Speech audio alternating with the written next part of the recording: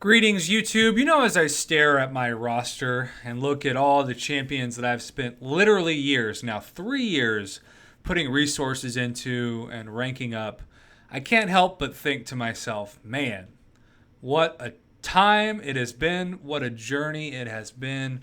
And some rank ups I'm really, really happy with, like Blade, and I tell you that 565 Hyperion has not been a mistake. And my Iceman's now at, look at this guy, first time ever that little old me has got a level 200 Sig 5-star. Maybe he should be my next rank 565 champ, since Lord knows that hell's going to freeze over twice before Stark Spidey comes into my roster. But, I think to myself, I'm really happy with my rank ups. Well, except for one. See, I don't even use this guy on defense anymore. I have this Ultron, terrible prestige, unawakened, and as you can see in the top left, I took him to rank 4. One of the first rank 4s I ever had. I needed a double immunity regeneration champ. This was before, of course, I got Iceman or even Blade. And yeah, I wish I could take that back and put all of those still very precious tier 2 alphas into a champion that has been avoiding rank 4, and that, of course, is Void. So why am I starting off this video talking about these rank ups? Well, I have written down a number of things to discuss in this video that I want to make a case for that covers so many issues that we have seen since January of this year. Now, one of the first issues we saw was the silent nerfing of a very popular champion in my alliance. And maybe it's just my alliance, but I have a feeling that at least a couple more people out there are affected. And that's Drax. Drax mysteriously, because of freaking frame rate, allegedly, no longer bypasses Mordo's Astro Evade and does not even have that double hit potential against my girl Quake. So now even Quake can avoid Drax with her heavies, something that should never have happened. So you have some people who actually, especially when Mordo was really, really popular in Alliance War, and this might not be a problem in like the Master of Platinum, but in the Gold it was for a while. I can speak to that, at least those tiers, ranked up Drax to rank 4. Well, now Drax is not a Mordo killer, and they have just been fuming ever since the beginning of the year when Drax was basically silently nerfed without any compensation whatsoever because Kabam could just point to something called frame rate, even though it turned out to kind of be a lie in terms of their argument that Drax only sometimes bypassed Mordo because of the frame rate, when everyone I've ever talked to said it was 100% guaranteed. There was no RNG-like quality to it. But I digress. So we had that issue, right? And then we have had several issues with recently Mystic champions. Now, I have not ranked up anyone besides Magic or Ghost Rider to rank 4, and they are both attackers. So Mystic Dispersion did nothing for me in terms of hurting my defense. And I still think Mystic Dispersion is a very good mastery for offense. I still think, especially when you're fighting champions like Groot, you're going to see that power bar increase exponentially with Magic and Dr. Voodoo and other champions that greatly benefit from Mystic Dispersion. But I have heard from several of you who especially ranked up, say, your 5-star Dormammu's. One person who even ranked up his 5-star Hood strictly because of defense. And if you ranked up Mordo, which used to be, I think, the top prestige champ, Mordo and maybe Phoenix, you also got, some rank 4 potential. So a lot of people are upset because they feel like they have these champions that now aren't nearly as valuable on defense, and yet they can't get those tier 2 alphas back. And then there is a special third category that I have heard almost no one talk on YouTube about, but I am going to talk about it here. Let's say, for the sake of argument, you, on July 4th, did what I did. You hit the July 4th Crystal Lottery, and you got yourself a top 5 champion in the game instantly, and arguably the best champion of 2018, Corvus Glaive. And yes, mine is still only at rank 1 because I haven't really used my Corvus yet, and that's probably on me, but I'm saving every single resource for the Stark Spidey that I will never get, or Iceman, or whatever. So Needless to say, let's just pretend that you weren't an idiot like me and you actually ranked up Corvus not to rank 2 or rank 3 or even rank 4, but you ranked him up to rank 5. He has been your MVP this month in Alliance War. He has been your MVP this month in Uncollected against Emma Frost. You are so happy with your 5-star Corvus Glaive that you will never, ever fall in love with a different champion, even as creepy as that sounds, since it is just a mobile video game after all. But then in the last couple of days, something happened that threw you to the wolves emotionally. You were so happy with your 5-star Corvus. You could never think of leaving that 5-star Corvus. But then you'd been saving up for that 6-star crystal. And guess what? You landed on a 6-star Corvus Glaive. And yes, there are going to be plenty of people who say, so what?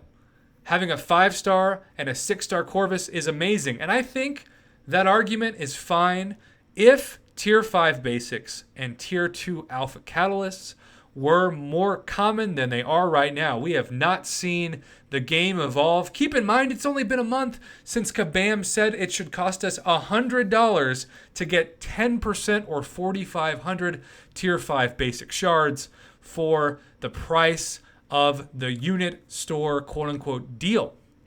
So that person messaged me and said, I wish, Prof, that I could take those 2 Tier 5 basics and put them into my 6-star Corvus, because the future of the game, even if it's years away, is indeed rank 2 and rank 3 and higher 6-star champions. So we have these 3 scenarios, right? We've got champs like my boy Drax here, who of course I opened right after the silent nerf, who suddenly their value is not nearly as high, but you still have those T2 alpha catalyst in them if they're rank 4 or higher. You've got Mystic Dispersion defenders because of Mystics who are just not as valuable, even someone like Dormammu. And then you have a problem that's going to be tough now with the 6 stars, because if you have people like, say we're just going to reset this. So let's say that we are talking about champs like Iceman, right? Or Blade, or Hyperion. These are champions that have no sign of being introduced anytime soon as 6 stars. They are the 5-star equivalent of Scarlet Witch and Wolverine and even Thor and Black Widow. 4 stars that are still quote-unquote too powerful to be 5 stars, even though I think that's BS and that's a separate video for another time. But let's just say Kabam's never going to introduce these as 5-star or 6-star champions. Well, then you can 565 your Blade or your Iceman or Hype or Medusa or whoever without any fear or regret. But we know that with the new champions, there are guaranteed 6-star versions of them from this point on as they are introduced into the game. And Corvus is one of those great champions that, unlike Void, doesn't need to be awakened at a high sig to instantly be arguably the best champion on your roster.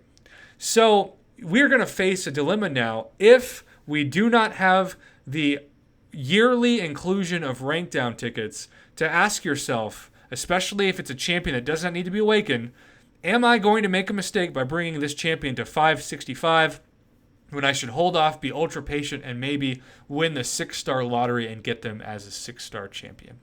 So my plea is simply for Kabam to do once a year what they did last year. You see, if you hadn't been playing this game in December of 2017, Kabam surprised us as sort of like a Christmas gift, if you will, a holiday gift if you don't celebrate Christmas, where they just gave us 1 rank down ticket of each class. In this case, it was 5-star, 4-star, and 3-star. Just 1.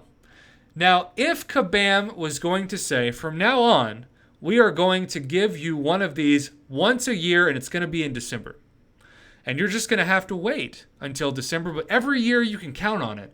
Then, even though it's sort of still a headache to know you've got that rank 4 Dormammu you no longer use for Alliance War Defense, or you've got that 5-star Corvus that you'd really love to turn into a 6-star Corvus, or you've got someone like Drax who you just can't stand to look up at the top anymore because it just reminds you of how good he used to be, you are guaranteed to at least say, I'm going to take 1 champion and I'm going to use those resources. And for people who say, well, that's not fair, they should just have to deal with it, I say, at this point in the game, rank down tickets were originally introduced during patch 12.0 when it was a huge, really the first mega drama I've seen in this game, and certainly we've had a lot since then, where Kabam's rationale in their in-game message was, hey, do you remember when you had to rank up that champion that wasn't very good, but you had no other choices? Well, now it's time to be able to rank up who you really want.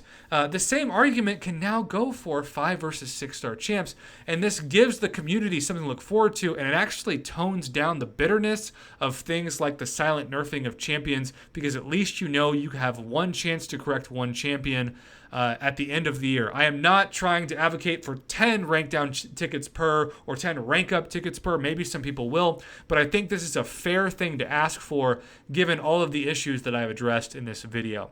So that is my rant.